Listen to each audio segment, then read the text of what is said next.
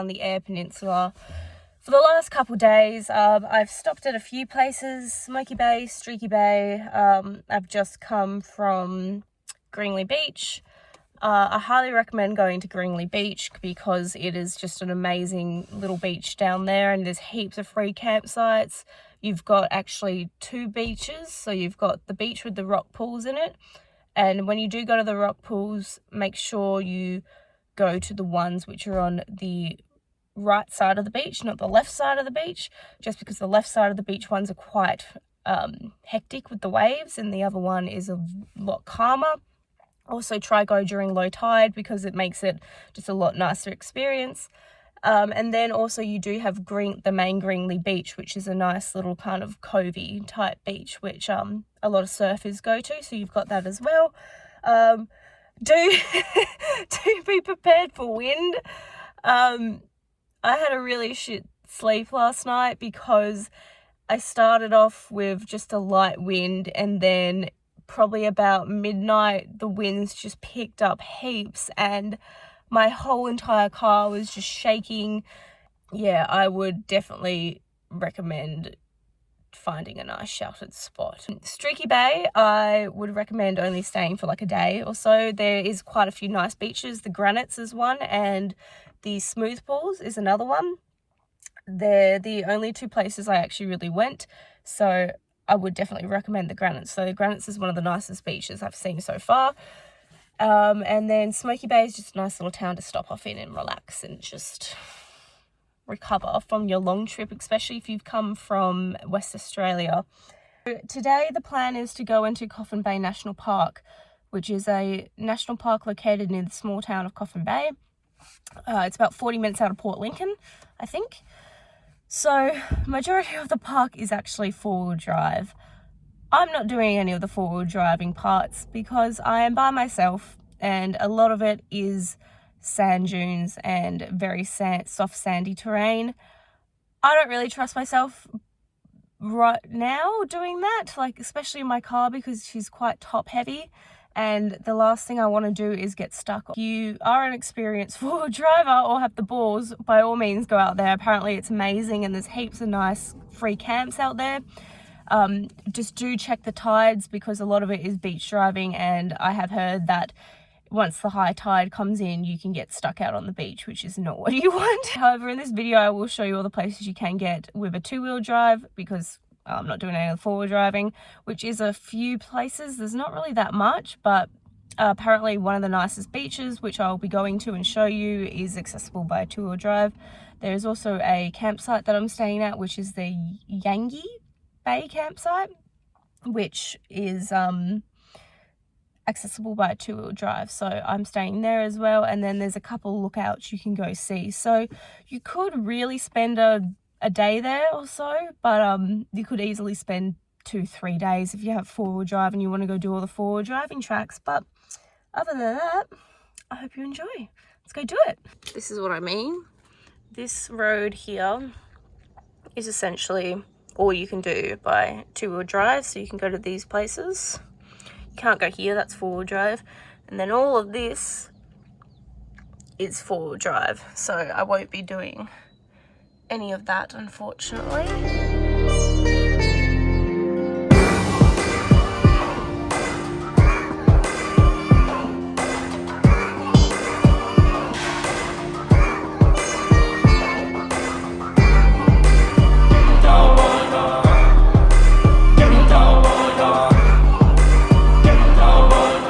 I am just in pure happiness right now, being at the beach, and the sun has come out and it's actually hot, and oh, it's a good day.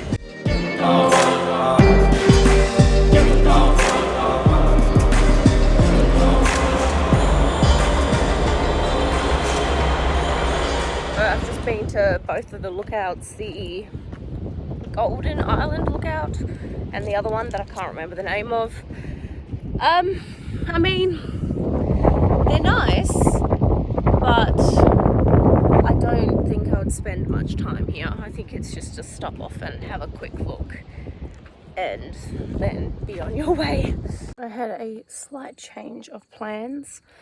I was meant to stay at Yandy Campgrounds in Coffin Bay National Park, but I decided to come check out Lincoln National Park because for some reason it wasn't on my itinerary.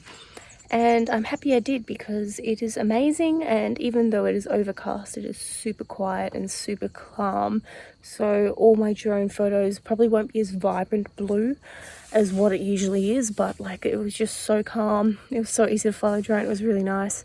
So yeah, I decided to do the 1.5-hour drive, and now I'm at Surfleet Campgrounds in Lincoln National Park, which is great because I'm actually heading to Whalers Way and Fishery Bay tomorrow, so it's only around the corner, so it all worked out well. The reason why I didn't want to stay at Yandy Campgrounds was it was 2 o'clock when I had finished exploring Coffin Bay, and it's daylight savings time here, so sun doesn't set till 8 o'clock, and I was like, it's too much time to just sit around and do stuff.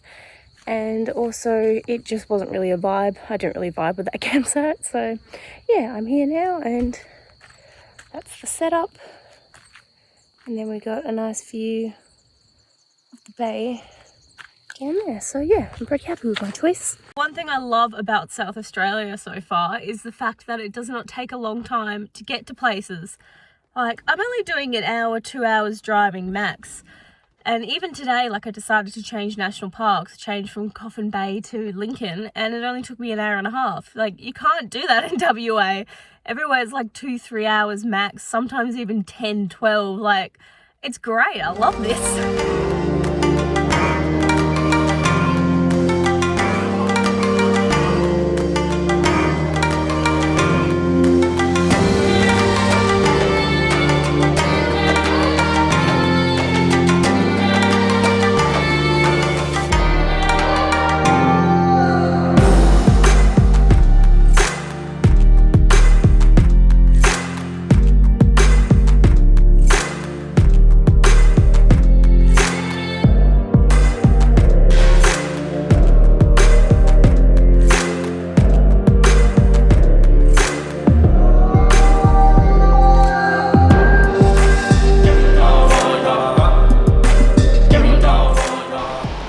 So I am currently exploring Whalers Way, which is just past Fishery Bay near Port Lincoln, and I'm currently at this swimming hole, and it is just absolutely stunning. It would be a nice place to have a dip. It is a bit rough today, so I'm not going to do it because I don't want to get swept away to sea, but it is beautiful. The water is so clear and so nice. I will say getting down here is a bit sketchy. You do have to go down a metal ladder and you have to do a bit of rock climbing, so just keep that in mind. I wouldn't come during high tide and wouldn't come when it's got really rough swells because it might be a bit of a danger hazard, but do it at your own risk.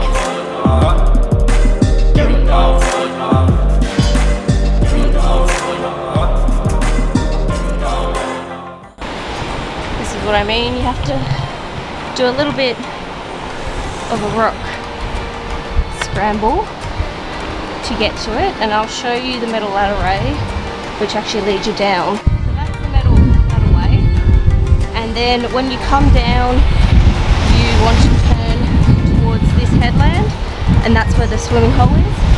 There is another one, which is just down here, which I'll show you. There is this one, but it's a bit calmer, but it's not as nice, so I'd recommend going and checking out the other one.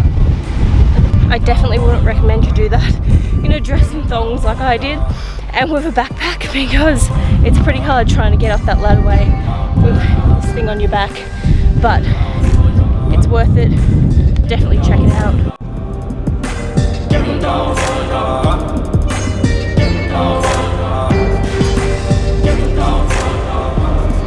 God, look at my hair. So I've just spent a little bit of time exploring Whalers Way. You will need to buy a permit to get into here. It's about $40, and then they'll give you a code to get the key so you can open the gate.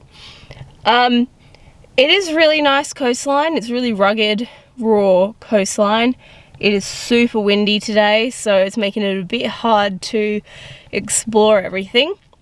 I've pretty much stopped it everywhere. I've got a couple more places to stop at, but I would say that the best place so far is definitely the swimming hole.